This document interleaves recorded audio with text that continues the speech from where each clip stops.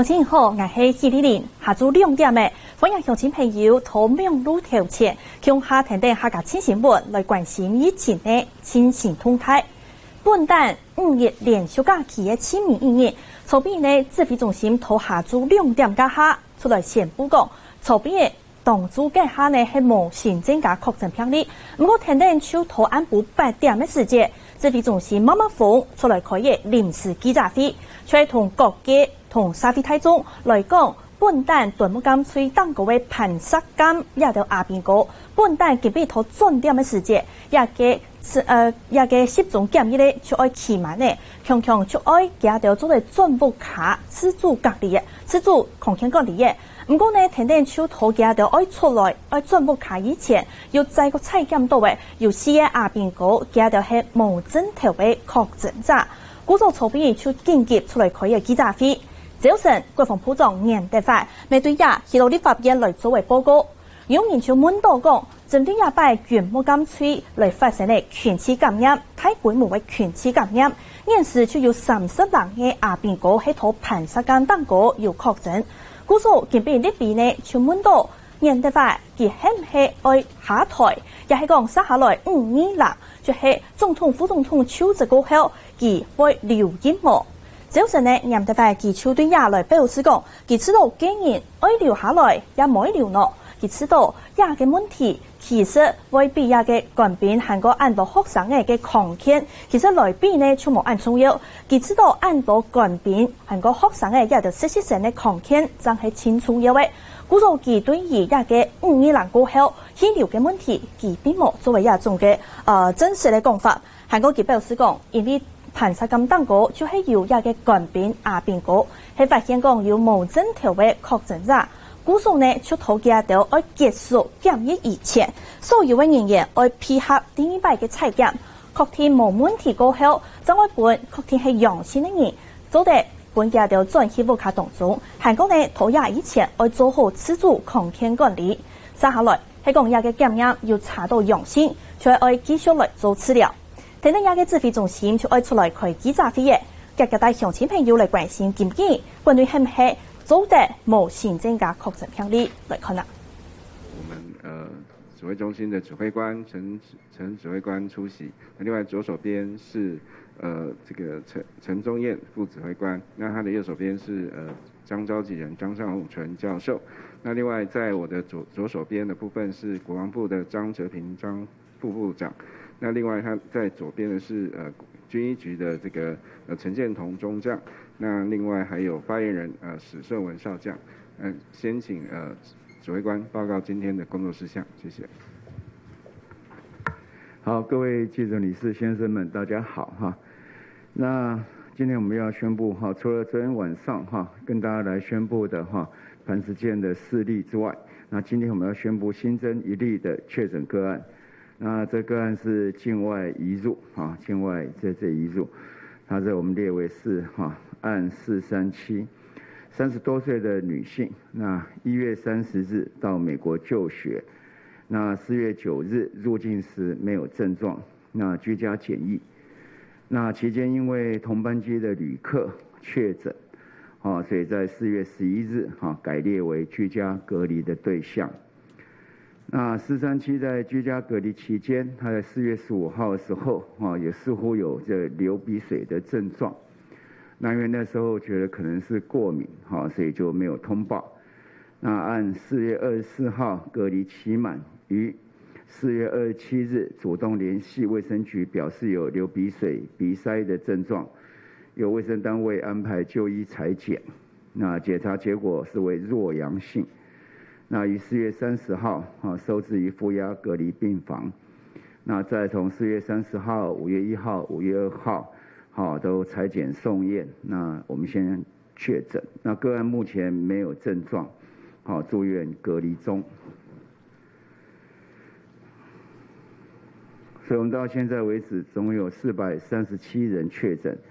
那334人解除隔離。那我們的湖北返台的民眾截至目前有2人就醫治療，2人陪同就醫，那其他沒有特別的問題。那整个有关于敦睦舰队群聚的事件之接触者，均已监测期满，解除隔离，没有发现阳性的个案。所以基本上这一件敦睦舰的一个独立的事件对于社会的影响，我们现在可以说是非常非常的小，但也引起了大家这一阵的在那个时间的一个恐慌。那另外我们在居家检疫隔离的对象解除隔离后自行就医确诊，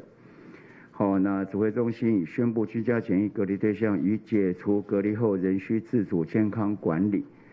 那加强掌握自主健康管理之间的健康的情形。那未来对于自主健康管理这样的一个情况，我们还透过双向简讯关怀，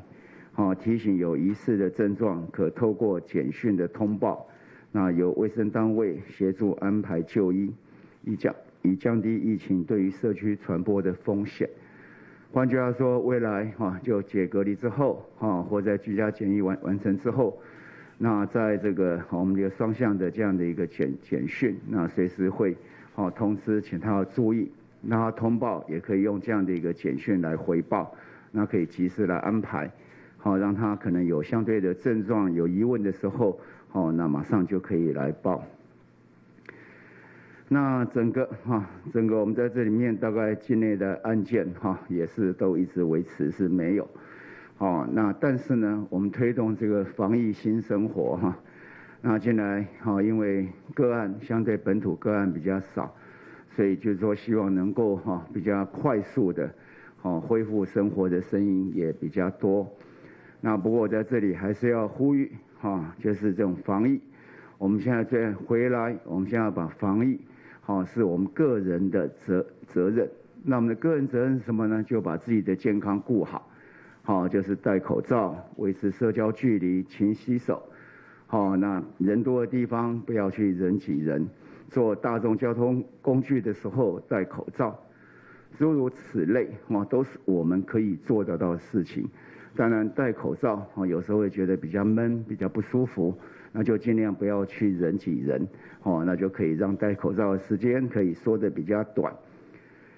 所以这样的一个个人的防护、个人的责任，大家如果能够尽责的话，那我们能够恢复我们的新生活就能够越快。那请大家一起来努力。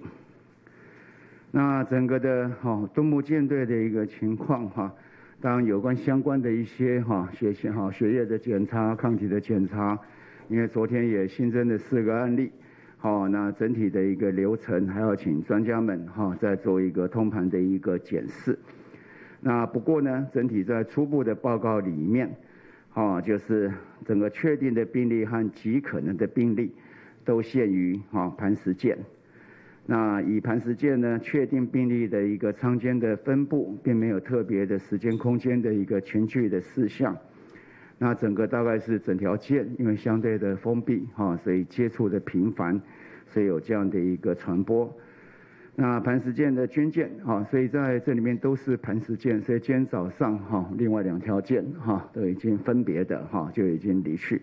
那今天早上对于磐石舰的官兵，我们还进行裁剪。那磐石舰的军舰上有377人那本次疫情的病例数是35人，它的侵袭率是9%。那如果我们跟其他的一些相关类似的情况相关国家的一个舰队的一个比较大家可以看这个表那我们看到就是说在法国的航空母舰它的有2000人，病例是1046人，它的侵袭率是52%。那美国的基德号的驱逐舰，它人数跟我们差不多，它也是330人左右，那病例数大于96，所以它侵袭率是30%。那罗斯福号航空母舰，它5000人，那病例数是1155人，侵袭率24%。那法国的一个驱逐舰200人比较小，那它的病例数小于等于35人，侵袭率17%。那我们的磐石舰377人，那全部都透过几次的裁剪，那我们总共是35人，侵袭率是9%。那这些都是相对的军舰，相关的一个空间密闭那比较容易形成一个群聚或是一个传播。那在整个情况那可以就是说是在台湾，我们觉得经过我们专家的一个研判整个的疫情的规模跟其他类似情况的军舰比较小。那当然跟他戴口罩也有关系，虽然他并有一些时间并没有全程的来戴，但是毕竟戴口罩它还是有差别的，所以也提醒我们在社区内戴口罩对我们这样的一个传播的阻断是很有帮助的。那另外在相关有些发烧的病人进行在界内的一些隔离，在发烧的期间在我们的应该是医务室里面做相关的隔离，那也是有效果的。所以整体上来讲这个疾病传播力虽然很强，可是有适当的防护跟适当的一个阻绝隔离应该都会有效。那另外当然这个案子我们来看看跟军队钻石公主号那时候引起大家很大的注意。所以钻石公主号大概有时候3700人这是那病例数712，那侵袭率19%。相对的大概大家可以看到就是说，虽然对我们的一些邮轮大家还是很担忧嘛可是毕竟邮轮的舱间跟这个军舰它还是有所不同，它还是比较大，所以相对的来讲，它比起其他的军舰来看相对的是少。不过我们磐石舰的侵袭率仍然比它少。我想跟我们国人戴口罩跟在适当的时间做适当的一个区隔是有关系的。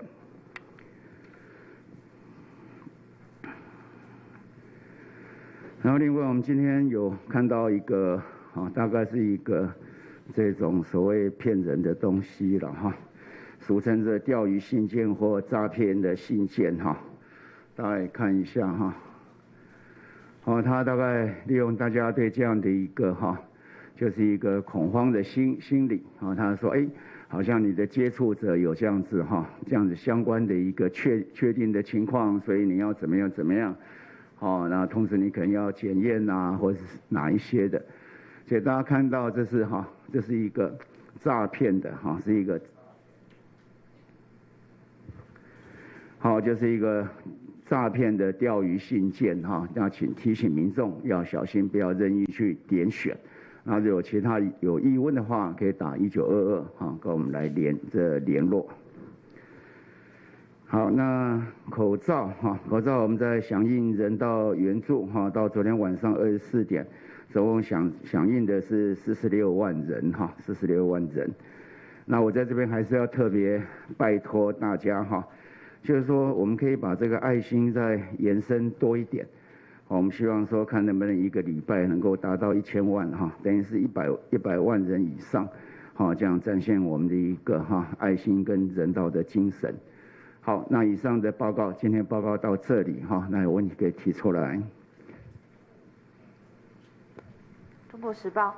部长好，我想请问一下，因为农委会宣布即日起取消渔船返港前30天无接触史的渔工就可以免除原船检疫的规定，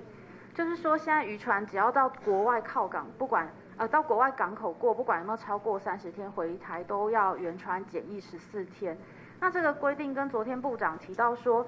暂时没有修改的规定的说法不太一样。那想跟您确认，就是目前我们对渔船、大船检疫的相关规定，我们是不是包含军舰也是比照这个新的颁布的这个规定？那第二个问题是说，如果它是原船检疫14天的话，是指在船上做隔离吗？那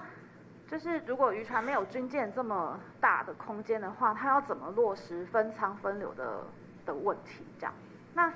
另外一个问题想要请教，就是有关今天教育部有统计，我们现在境外的学位生有超过2.5万人，因为这次的疫情没有办法返台就学。那想问说，我们现在具体的这些境外生返台回来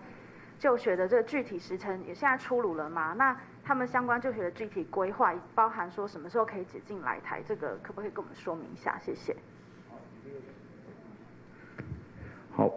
有关于远洋渔船还有国际商船的部分，我们是在上一周邀集航港局还有渔业署来就现行的制度然后大家就来做一些阶段性的检讨。那在会中，因为大家要求航港局跟渔业署就它30天的落实的状况，跟未来在执行上是不是可以确实可行。那虽然在这段时间，大家这些船长各方面也都有落实依照这样的一个状况，不过我们希望未来在这个制度上可以更健全，那也走得可以更让这个边境的管理可以更踏实，然后所以后来会中大家就讨论下来之后，决定将这30天的这个制度取消掉，那回到不管它这个从哪个港口或出来，反正就进到台湾的领域，他只要有要下船、要入境，那他就必须要这个做居家检疫14天。那他如果可以在船上的要求也是要1人1室的这样的一个规定。那不足的部分，他就要另外船东的部分就必须要去这个找防疫旅馆，然后让这些船员可以达到居家检疫的部分。那如果他不下船，继续在船上，那他要出境去工作，他准备好，他要再继续出船，那就在船上，人员就全部都在船上而不下船，那他就会准备好之后，他就可以离港，那出港去继续他的下一个这个工作。这个部分我们相关制定的这些意见，我们会提供给国防部。相关的里面大概就是说，对于这样的外出里面的情况，相关的一个接触的情况，没有办法非常完全的一个掌控，所以才会这样的一个相关的一个规定。当然，跟国防部也会来谈，不过国防部对于在境外的一些相关的活动，有没有接触，那掌握的是比渔船相对的要清楚很多。所以相关后续我们跟国防部在谈，不过目前并没有准备做这样的一个改变。那刚才境外生的部分境外部分因为人数众多，那确实我们需要相关的情报更清楚，才能够做这样的一个考虑。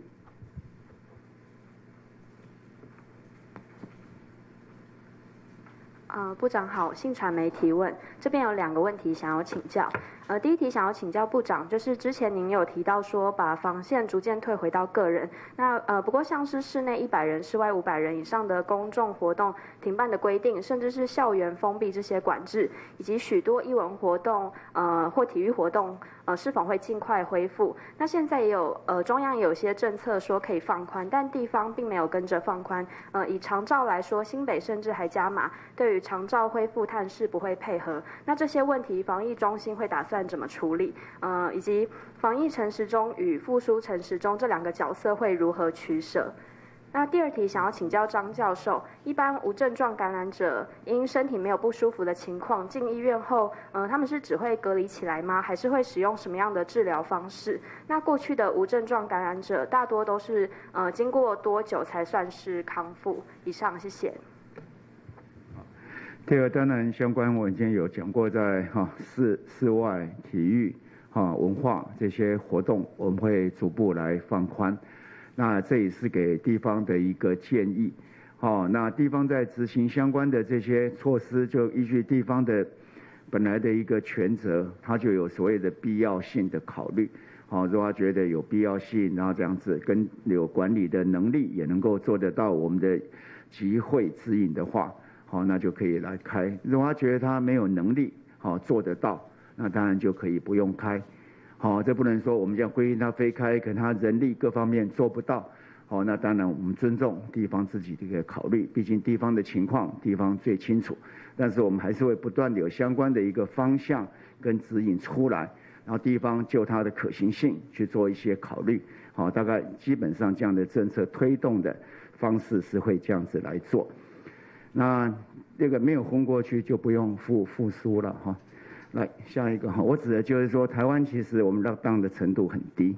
其实我们比较没有所谓复苏的问题我们要活化的问题了我们的lockdown比例大概很多国家都80%、90%甚至到100%，我们大概不到10%但怎么样恢复我们的新生活这是我们现在在努力的。好，无症状感染者进到医院里面，原则上我们还是把它放在负压隔离病房里面，跟其他的人隔离开来。这主要还是基于避免他身上所带的病毒传播给其他的人员、其他的环境的问题哦。那进到医院里面，原则上他没有症状，我们并没有做什么特殊治疗，就是通常是等着他自己的免疫力把这个病毒清除干净哦，也是一样要等到3采阴才解除隔离。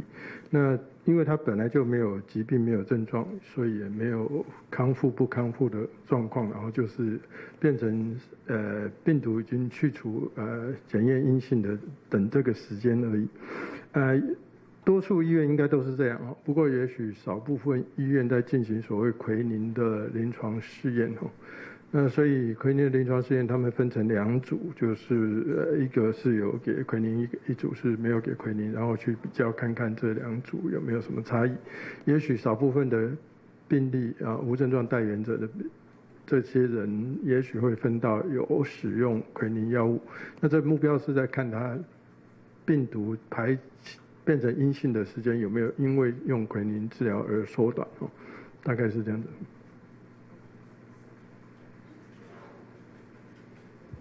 部长好，民事提问，想请教今天新增的案437，他从隔离期满到主动通报卫生单位中间有3天的空档，想请教这位患者中间是去哪边接触多少人，不晓得有没有一些资料可以透露？那第二个问题是说，在台北市长柯文哲接受媒体专访的时候说，现在政治人物都很追求零确诊，他有一些自己的防疫看法。但其实部长有很多次都在说，我们现在其实不是在追求零确诊，也澄清很多次，但柯文哲却是这么认为。那不晓得部长怎么看？以上，谢谢。他在4月24号居家隔离期满，4月25号到27号之间，他都是自己开车啦，或者在家里，他都没有接触到人。那有接触到了，有去买东西的时候，他也是有戴口罩了。那这是我目前知道的讯息，谢谢。好，那其实我已经公开讲过很多次，我们现在是追求个人的这样的一个防线，把它建立起来。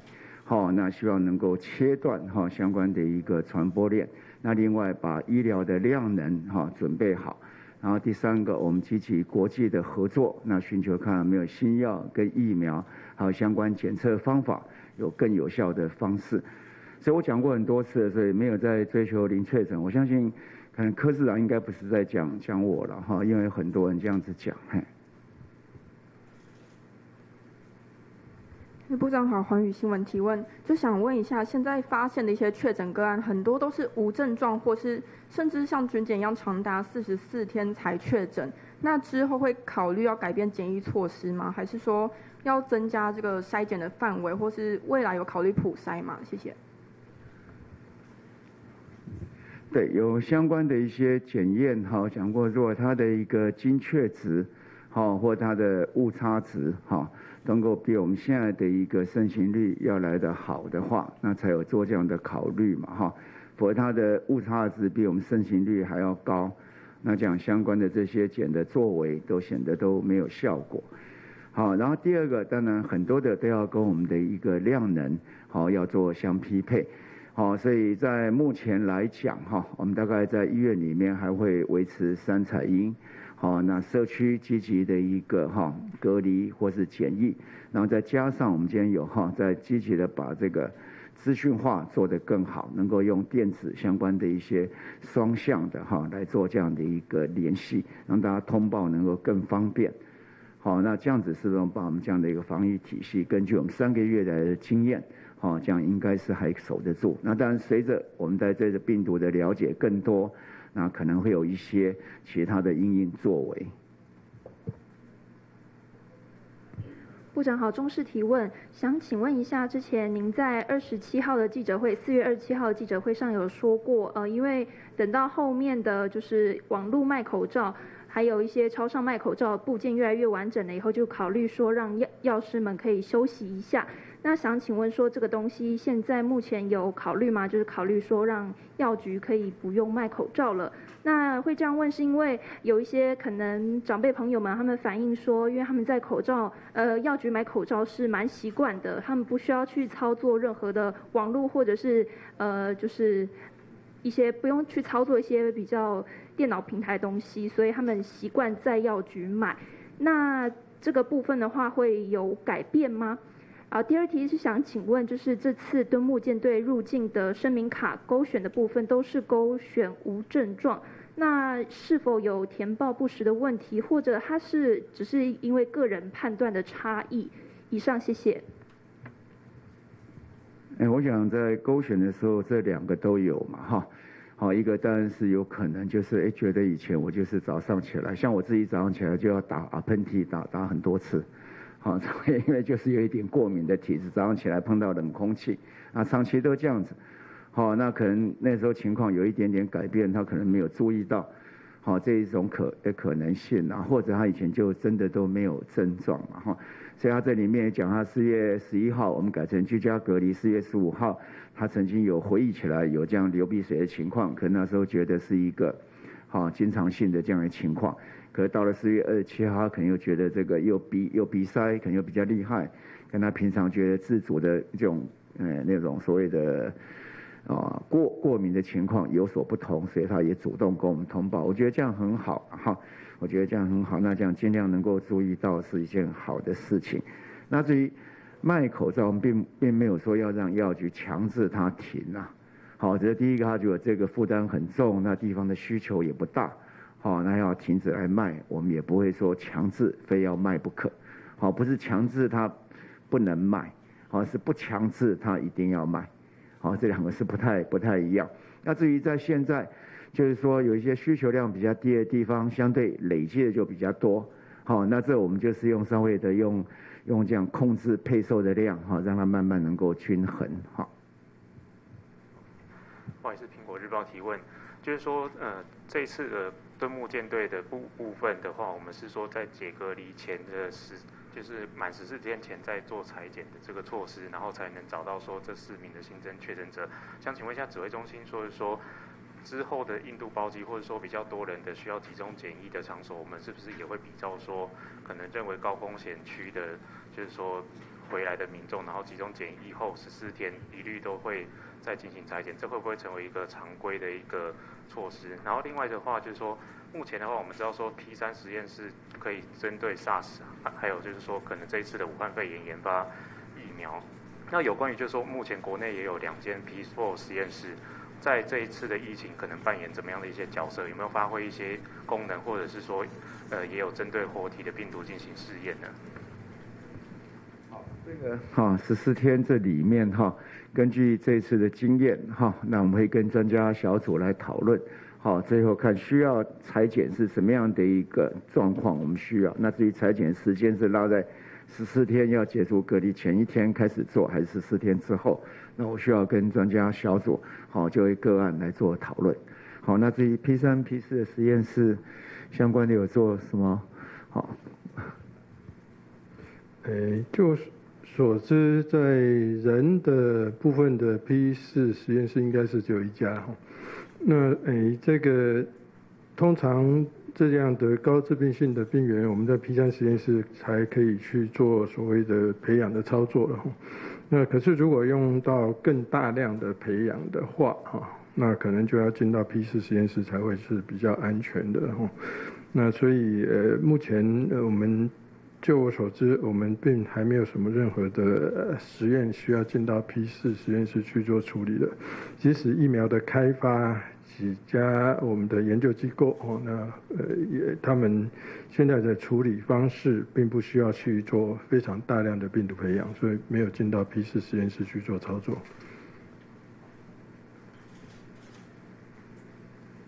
你好，联合报提问。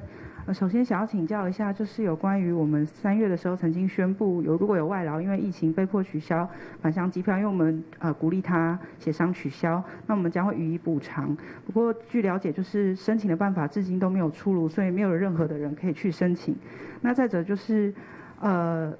因为检疫所的床位之前有有一些床位是留给外劳来申请，来弥补雇主没有办法准备集中检疫场所的问题，但是因为挪给了很多官兵的用床，所以临时都被取消了。那他们也有很多人重新必须要买机票，那这个部分雇主除了等之外，也只能帮忙垫钱。那这个部分是不是也有考虑要补偿？所以就是想要问，第一个是之前所说要补偿的那个办法什么时候可以出炉？再来就是临时取消集中检疫床位部分所造成的机票损失，我们目前是不是也会考虑，是不是也会研议要补偿？那再来的话呢，是有关于我们那个军舰的这个确诊者，我们之前曾经也有检验抗体，那想要厘清感染时间跟感染途径，那不知道目前的状况厘清的如何？然后最后就是有关于无症状的密切接触者，这一次我们发现有很多的或许有无症状者，他们是没有症状，可是却有感染的。那我们过去有许多的密切接触者采检也是阴性，那我们有没有考虑要再重新去看一下他们的血清、流行病学等等的，是不是厘清一下真实的感染情况？那最后就是有关于我们要重新开放一些限制的部分。那在国际间讨论重新开放限制，其实也还是可能会有新的疫情，所以很重要的是检验，还有血清流行病学以及积极的监测系统。那除了个人防线之外，不知道我们另外这3个部分我们做了哪些的准备或者是计划？谢谢。好，那个有关于他申请的部分，那这一块我们会来请劳动部了解一下，他到底这开始申请，或是他的制度有没有建立出来？这个我们会再跟劳动部联系，也会叮咛劳动部。那另外中间会有影响，大概只有1周，因为当时我们为了这个敦睦舰队的官兵，当然调集了这个各地的集中检疫所，所以那时候有跟劳动部商量。暂停了这个大概1周左右，那隔周我们在整个集中检疫所的能量恢复了之后，我们就马上又开放了这个申请的部分。好，有关于这次舰队官兵的抽血，用血清检验的方式去了解相关的整个流行的状况，或者是整体的情形哦。那经过先前跟大家做的报告，那因为在3个实验室里面，那每个实验室也都有用不止一种的方法去做检测的哈。那里面确实是有一些差异哈。那我们在讨论以后，那有一些已经是比较得到比较肯定的答案，可是有一些确实也还是觉得需要更谨慎的去判读这些是不是很快就把它认定都是阴性的哈。那所以在这次的二采咽喉试纸的时候，有一部分的军士官学员也请他们再被做一次的抽血检验哈。那这个做血清的检查，有刚才提到的所谓的血清流行病学的一个调查，当然是一种方式。那血清抗体做诊断其实也是一种方式哈。那血清抗体的确诊说到底是不是真的感染哈，这可能我们通常会用更严谨的方式。例如说，只有1次的抽血也许不够，那我们需要看第2次的抽血。那这一次第2次抽血离上一次的抽血间隔了2个礼拜的时间哈。如果上次是不太清楚一点点是有是无，那2个礼拜以后，如果他真的是近期有发生感染的话，通常抗体例假应该要隔2个礼拜以后会明显的有变化，那我们就可以看得更清楚哈。那或者是本来只是 IgM 的阳性，那也许2个礼拜以后我们会看到 IgG 也出现了哈。那如果后来又都没有出现，例假也没上升，那会不会是前面其实是伪阳性的哈？那在这次的3个实验室的很多方法比对当中，就发现确实是像部长那天跟大家看到，目前的方法没有一个方法是绝对的很好的哈，都有伪阴性、伪阳性的问题存在，所以这个状况我们在谨慎小心起见，所以会在隔2个礼拜以后再做第2次的抽血确认了哈。那此外，是不是可以做比较某些族群的一个血清流行病学的调查？要做当然是可以哈，那不过还是一样，就是这个伪阴性、伪阳性的问题，如果没有办法完全的克服的话，其实，在我们盛行率很低的时候，我们去做这种事情，有时候反而会制造一些困扰哈。它本来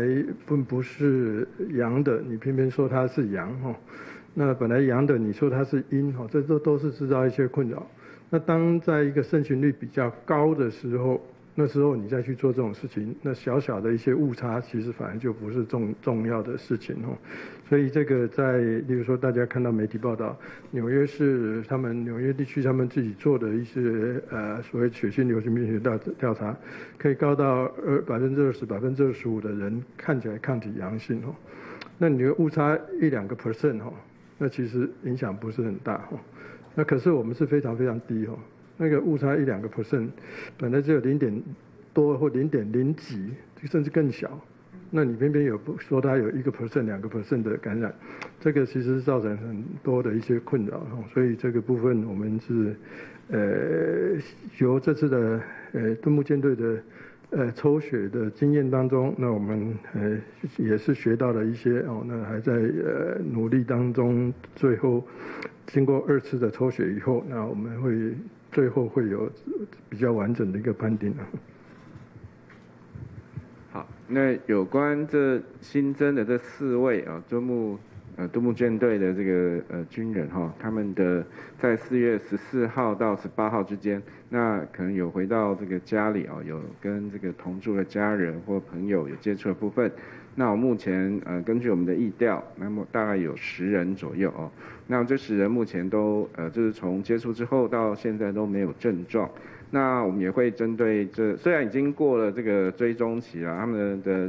最后一天是5月2号，不过还是会针对这10位来做采检哈。那另外就是说有关这个我们过去其实针对所有的确定病例或是确定病的接触者，或是这个从国外回来的这个要做居家检疫14天，那期满之后还会多做7天的这个自主健康管理。它的目的就是说，如果说像类似这样的一个个案在可能在14天之内有发病的话，那还有再延长这个7天的自主健康管理。那目的就是让他这个在尤其是我们最近也有一篇的一个研究是说，这个所有的传染病的传染力最高大概就是在传染后的这个7天左右哦。那我们会确定就是说，在这14天的居家隔离，再加上7天的这个自主健康管理，那它出来之后即使是会很低的几率是有可能是无症状感染，但是它的传染力也因此几乎都不会再传染给别人。以上，谢谢。每一个地区、每个国家都根据它的盛行率的一个情况，都会做出不同的一个策略。那当然刚才张教授也说明过了就是说如果有更精确的一些检测的方式那我们当然也不排除来运用，可是到目前为止是没有。然后第二个也要在这里就刚才看到就是说，其实我们舰队的官兵其实我们真的也要感谢他们了他们真的也对了我们这一次的一个防疫做出贡献他也被抽了好几次血大家可以想看。那我们这个抽血，我一开始跟大家来报告，就是说我们要从这里面来了解一下传播的一个途径，跟它一些相关的一些抗体的情况所以他们也一方面也为了同僚之间有染病了那要接受这样的一个隔离，那时间也拉得很长，那也要配合我们的采检，当然这都为他自己的健康也是一部分，可是有很大的一个抽血，有很大的一个附加的价值，让我们对这个疾病的情况能够更了解。所以这里我要特别对我们这官兵接受多次采检采血的表达我们的谢意。刚刚提到的那个移工的部分，劳动部已经公布了那个作业的规范，那他们也已经发文给地方政府、劳工局，希望他们转职给所有的机关指挥官好，想再确认一下，案437它是4月27号的时候在主动联系卫生单位采检是有落阳性，然后想请教一下为什么落阳性，然后不是当天确诊，以及他在4月30、5月1号和2号3天有分别采检，采确诊是不是算3采阳性？第二个问题是想请教一下，今天疫情监测组长周志浩好像是首次没有出席，所以想请教，网友蛮关心说他是不是太累休息一下，还是有其他原因？谢谢。有关这个个案，他在4月27号那时候出现弱阳性，就是在我们的实验室里面，那常常会有看到他的这个检验的结果，就是可能在就是在临界值之间啦哈，那或者说它不是太确定，那所以就通常就还会再检验啊。那所以他在4月27号的检验，那30号知道了结果之后，就把它收治住院，就表示说，这个状况他们认为是有很可疑，只是还不能很确定，所以才会后续再做了几次的采检。那再采了大概3次，在4月30号、5月1号可能都是阴性啦，一直到最后5月2号的送检，那才确认是阳性。所以应该是说，他可能也因为他从4月9号入境到现在，还有他有可能就是说他的那个整个期程也比较久了，所以在验的时候也是会有时阴时阳这个状况出现。那所以才会有说要验这么多次才确诊以上。其实大家一直有这样类似的这疑问在了哈，其实都以为说检验是好像在翻东西一样，翻出来是黑的就黑的，翻出来白就白的，其实没有，它还有一些专业判断的空间在。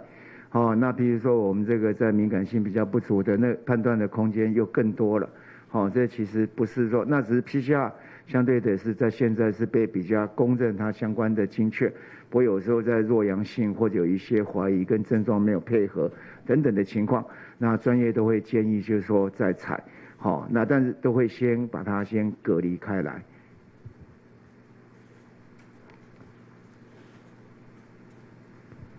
年代异电视提问，我想要请问一下，就是说瑞士罗氏药厂宣布他们有抗体检测药已经获得美国 FDA 使用许可，然后是号称准确率接近100%，中央这边有掌握吗？然后未来有没有可能在国内使用？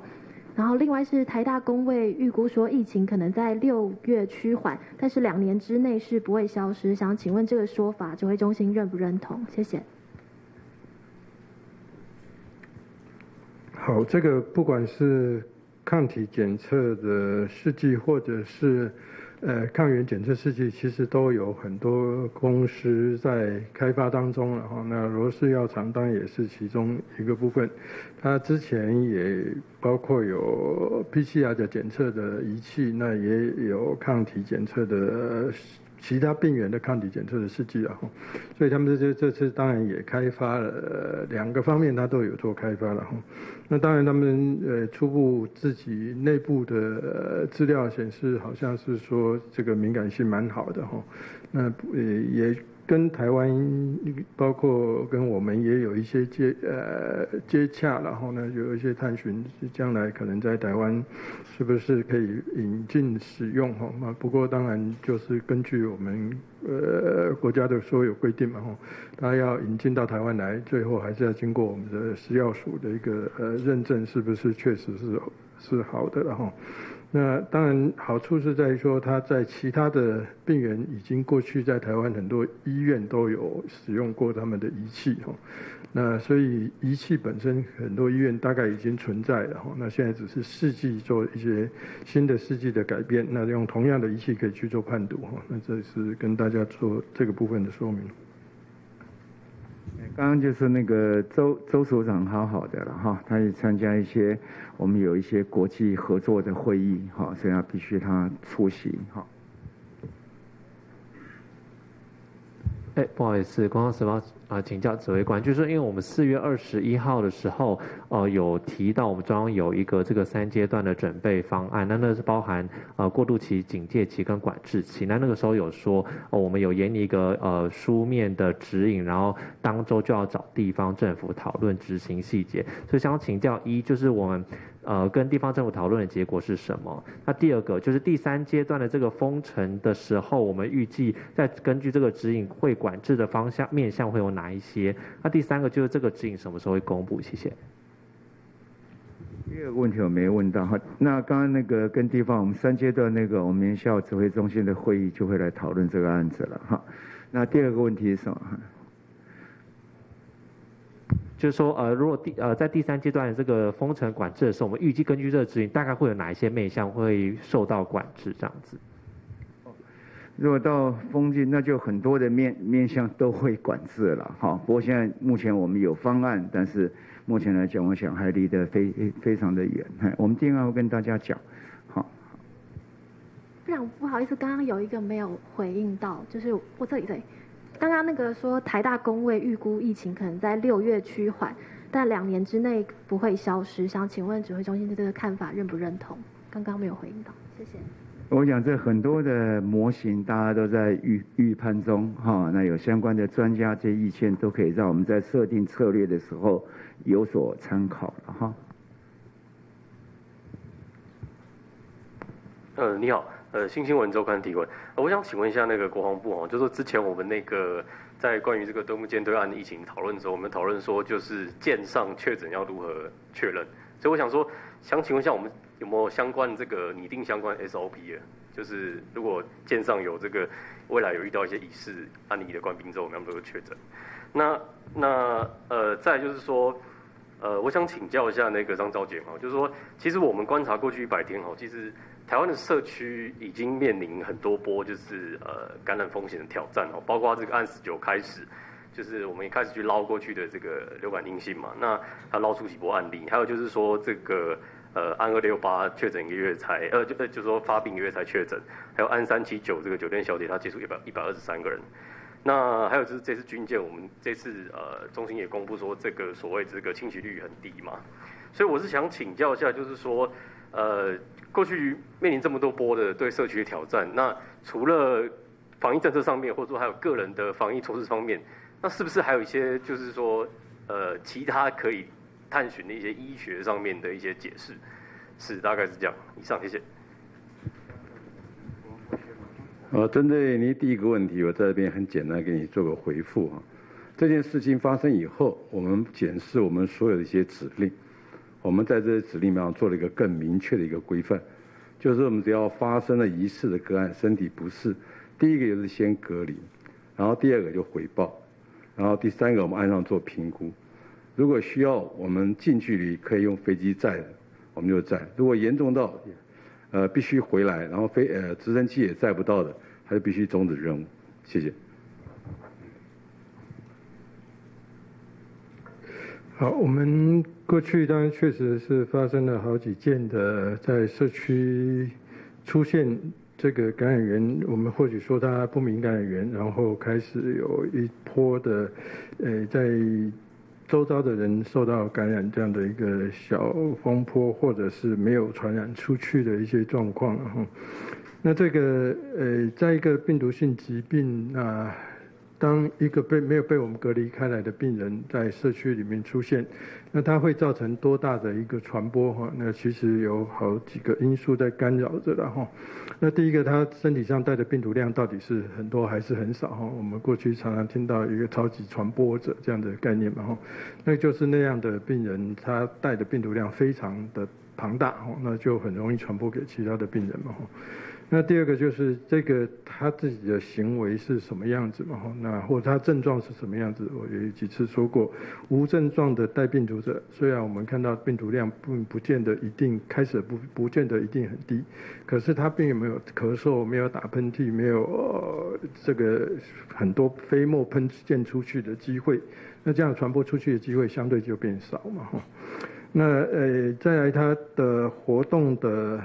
形式活动的范围那例如说国外有一些，特别是大规模人群聚集的时候，这些人又在里面长时间的存在，包括像韩国的一个状况，或者是新加坡也有教会的聚集在一起的时候造成的一个传播，那或者是在室内的开会的状况等等的这些当然是影响到你传播出去的范围多大多小的问题。那这些传出去的人再传出去的机会又有多大多小的问题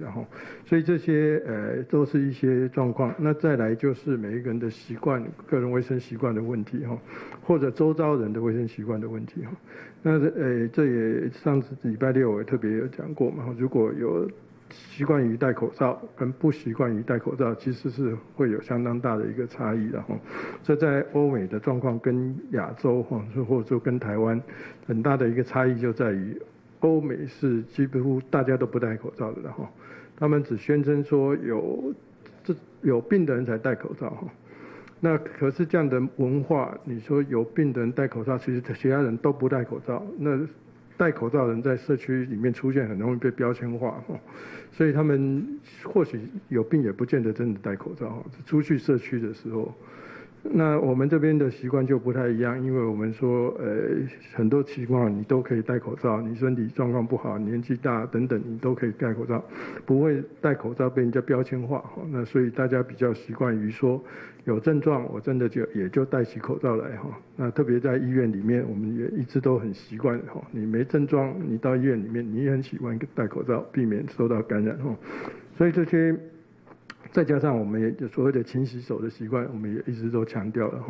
所以这些都是减少很多。我那天时间的关系，大家也没办法讲。我们戴起口罩来，其实也减少很少触摸我们口鼻部位的机会你如果去随便看任何一个场合，没戴口罩的场合你就看到很多人都是随时都在用手触摸你自己的口鼻部位所以你在触摸之前，你绝对不会随时都洗手的所以这个戴上口罩，减少触摸口鼻的机会也是非常非常的重要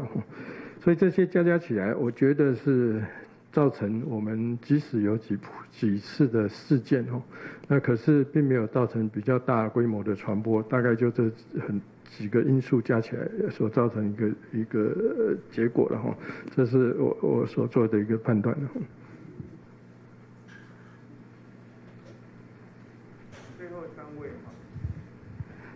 大家好，自由时报提问，想请教指挥中心这边因为就是境外移入病例其实是占国内确诊个案的大宗，那其实民众也一致就是会质疑说，就是确诊者带病回台的这件事情。那指挥中心已经多次的讲到说，我们是坚守医疗人权的立场，但是就是想要请问说，那跟这些民众同机的其他民众或者是机组员，那他们的健康人权是不是也可能获得保障呢？还是说他们不幸染病，他们就是只能自认倒霉？那所以说我们有没有可能就是在比如说这些返国民众在上机前，比如说就请他们填健康声明书，就是可能让航空公司就进一步知道说，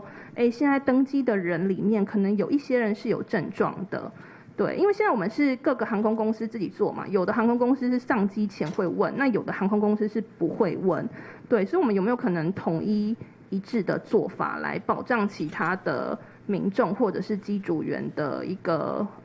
处于更安全的环境中这样子？那还有境外生有没有可能就是比照现在就是居家检疫14天就开放进来的做法这样子？谢谢。一面在问境外生要不要进来，一方面问说要不要对境外进入的做更加强的管理。那问题是这样子了就是说你在里面我们做了很多的一些规定，都可能可以去做只要不要侵犯相关的一个个人的权益太大。那问题是你这边做了，然后接下来我们要做什么呢？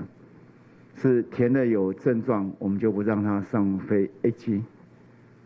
那如果是这样的情况的话，那你期待有多少人会跟我们填？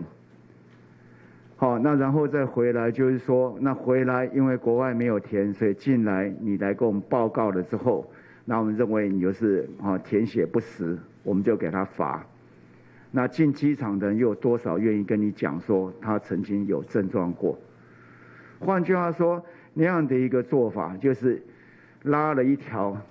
谎言链嘛。然后这个谎言链会造成什么情况？就让他进到社区里面，让我们的防疫变成困难。所以这并不是说我们这样子做了，就好像弄了一道门，那倒是一件假的门嘛。那件假的门就是开始一个谎言的开始，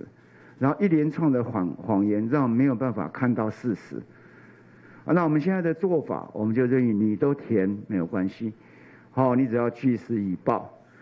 那你进来，我们好好照顾你。我们要的就是要据实以报，那让我们能够把国人照顾好。那我们现在进来有症状立刻采，然后到那个集中检疫的场所，那有状况是阳性就到医院去，那没有状况就到检疫旅社，然后到我们的那个居家检疫这两方面做。我觉得大家配合好，就可以把它做得比较好。然后第二个，我们其实在2月，我们这里面就有这个乘客，相关就是在飞机上面上飞机时候有一些特殊的症状，要建议他就医。然后在机上的时候有一些身体的不管是一些出血情况、高血压、胃痛等等的高烧，该怎么样去处理，让他拉开一个距离。然后我们的空服员要保持一定的防护，相关的防护都有做了。相关的防护跟指引也有做，当然也会说每一家航空公司执行的强度可能不一定，但是这是我们能够让大家说知道发生哪一些情况，那该怎么做，那一步步都有做。那4月多，我们又增加对于航空空组人员、机组人员的一些个人的防护的装备，跟他在机上应该注意的事情。那目前我觉得还是很重要，就是防疫里面，我们一定要步步为营，要很小心，但也要很小心的不要变成一个对立，那把责任都灌在这种生病人的身上，那对社会来讲，不见得是一件好事情。那如果我们这样做了以后，如果退一万步来讲说，如果对防疫有帮助，我们自私一点，也许要这样做，但是也许这样做只是对防疫的破口让它变大。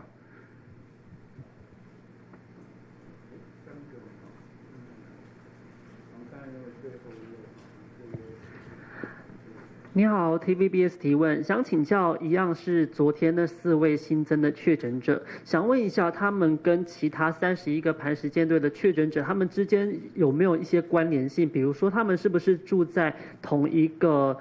寝室，或者是属于同一个部队等等。那另外一个就是我们有很多研究啊，包括像是刚刚也有提到的台大公卫学院，他们也说今年的6月的时候，大概就会疫情结束了。那因为现在很多旅行社是到6月30号开始就解禁了嘛，那也有很多人就预计说7、8月的时候可以出国玩。那我们指挥中心这边有没有给一个暑假指引等等的，可以给民众一些建议，说他们到底7、8月的时候可不可以出国？谢谢。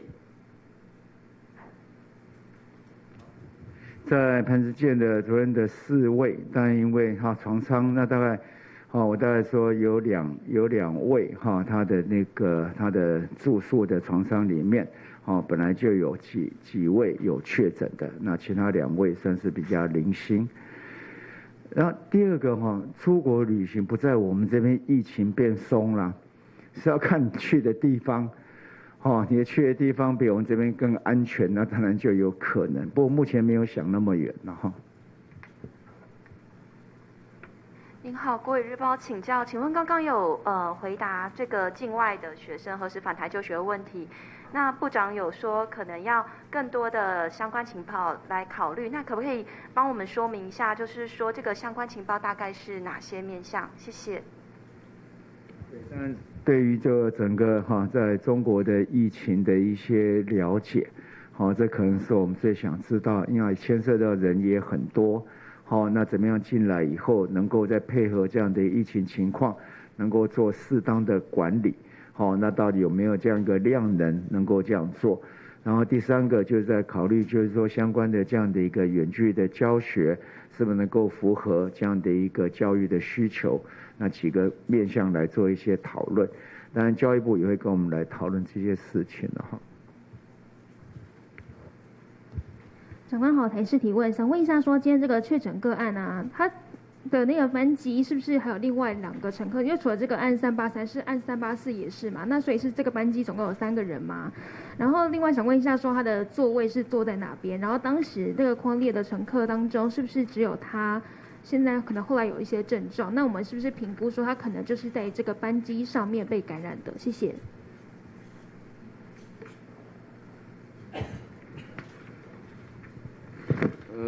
他跟那个案383就是差一排啦，好，那目前就只有这2个个案。那至于说他是不是在这个飞机上被感染，因为他在美国纽约这个部分跟在飞机纽约待的时间是比较久了，那飞机当然是只有一段时间，那这个很难去说明到底他在什么时候被感染的啊。以上。好，那我们今天的记者会就到这里，好，谢谢大家。好，今边呢，指挥中心较早以前系出来宣布讲，今本日国内新增加的一例武汉肺炎嘅确诊个案，估算呢现时全台湾的确诊案例数系437例。今边新增加的也确诊案例嘅系一例30岁嘅女性，也是每日差唔多头1月底嘅时节，去到国外来读书，韩国出头转到台湾嘅时节，佢系同先前一例确诊案例，也就是按383嘅也确诊案例，向下朝强病嘅比样机，估数尚会被测到，估数今边新增加嘅也确诊案例系境外落来嘅。韩国今边呢，就有334个人基础隔离嘅，现时嘅确诊病例数维持到437例。韩国也嘅指挥中心今边出来提醒讲，因为亚博嘅当年呢，投 email 电子邮件等，收到嘅一封当奇怪嘅信，指挥中心今边呢系出来当爱同大家讲，指挥中心针对当道嘅采检嘅结果，韩国呢爱同大家讲乜嘅防疫嘅指示，其实唔会用 email 嘅方式来同大家讲。古数据提醒大家唔好半夜从 email 连到嘅。韩国今边呢针对一个早晨嘅时节，由盾木金吹当嘅抗天金，韩国一个岳飞金，一个阿扁哥300万嘅阿扁哥已经坐定游览车，对一个失踪检疫所转到加条嘅乌卡当中嘅。古数今边呢，指挥中心就出来讲，也拜盾木金吹嘅确诊案例，差唔多呢就系汉天土一嘅盘沙金蛋糕。盘沙金蛋糕现时嘅拼图前期呢，会带乡亲朋友透过也图呢来看下详细的位。一个盘沙金蛋糕现时总共有377个人。韩国呢也蛋糕系有35个人确诊，估算现时土一嘅盘沙金蛋糕拼图嘅前期呢，指挥中心公布系9%。一个苏牧师同其他国家嘅原感来比，比如讲人看到法国嘅第9落后，一个拼图嘅前期率系52%，也就表示讲，土船感蛋糕就有52%嘅人会被测到有一般较假。另外有一个苏牧师系美国嘅罗斯福号，也船感蛋糕嘅拼图前期率咪系24%。估数对也2只苏牧师来看。盘沙金蛋糕嘅拼图前期率就同亚大嘅当道，估数千主要嘅原因，就系因为船金蛋糕其实都系强呢个黑嘅空间同色同合，韩国船金蛋糕嘅人员竟有当道嘅接触，将会同亚船金蛋糕嘅35个人测到嘅，估数也系指挥中心公布出来嘅，共亚拜造成嘅主要原因。韩国另外377个人当中，需要35个人确诊咯。最主要却因为船金蛋糕就有随行嘅，希望大家爱时时带定做嘢咩安尼嘅指图。古数呢表示讲，也拜船金蛋糕较无当道嘅太流行嘅情形，却关键头带做嘢咩。好，转到客家千新闻嘅，今边呢下晝愛同大家來分享，早晨有啲千新嘅消息，就係行政院呢針對一個受困嘅對象，攞佢抗體嘅。今邊有新增加2種嘅對象，一個對象當中呢，其中一類就係有工作唔过呢，迄个冇去家暴的人，就做得杀下来，再个去申请纾困。有记者啲嘢，比如讲呢，啲骑广告牌嘅，还有睇路顺呢，有当人啲查来查去啲视察嘅时间呢，就会发现咯，有亚种人弱势团体，佢哋有啲鸦片卖花，还有呢卖其他嘅东西。故就杀下来，佢哋咪做得去申请纾困，也系有条路，唔过呢冇家暴嘅人，另外还有流通嘅摊呢。今年啲接 case 人，咪做得透过100嘅纾困对象，攞佢抗体嘅去申請纾困方案。另外還有一種，其中一個方案嘅人係農漁民。而來看，較早以前呢，就是蘇貞昌同行政會嘅行政院嘅記者會當告宣布為清醒消息。疫情發生，各國封鎖，大家爭糧、搶糧、儲糧的這個時候，我們才知道使之盤中飧，粒粒皆辛苦。而且很多的漁民在這種時候，平常如果不是辛苦，也不會離家背井、驚濤駭浪、遠渡重洋或近海捕魚。這些人現在受疫情衝擊，有一些不能出海，有一些捕獲的漁撈卻因各該國封鎖不能卸貨，